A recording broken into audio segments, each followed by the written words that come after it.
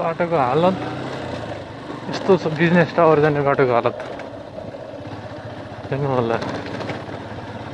करोडौँ लगानी गरेर यस्तो बाटो बनाएको छ। के हो यस्तो बाटो? ओ माई गॉड, यस्तो बाटो यार, यस्तो पनि बाटो हुन्छ र? कमसे कम टावर बनायो भने बाटो त राम्रो बनाइदिनु पर्छ नि। यस्तो बाटोमा कसरी जाने? गोल्ड्याङ र गुल्डुङ यत्तेरी।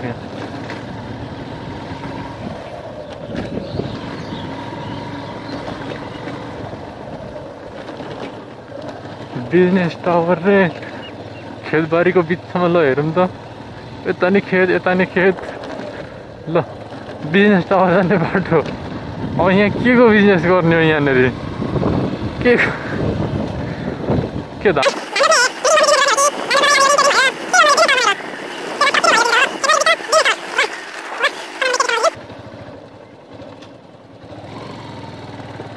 यतैबाट होला सायद जाने बाटो। यस्तो छ हाम्रो बिजनेस टावर जाने बाटो। यो बाटो पनि होइन जस्तो छ। होइन रहेछ। के हो कि हो? यस्तो छ बाटोको अवस्था। बिजनेस टावरमा घरहरू छेउछाउदेखिको बस्तीहरू। यी बस्तीमा के हो यो यो यो के हो यो? यस्तो यस्तो यस्तो के हो?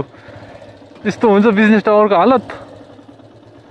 अब फेरि यो अटै अड्क्यो।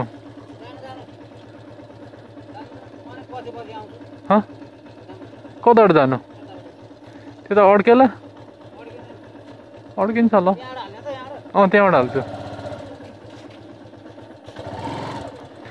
बिजनेस टावरको बाटो। बिजनेस टावर आउने बाटोको गति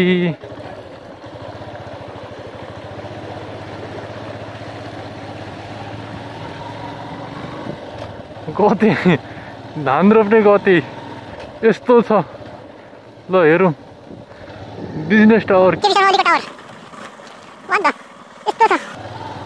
अब यहाँ भित्र झार उम्रेर सत्यानाश छ।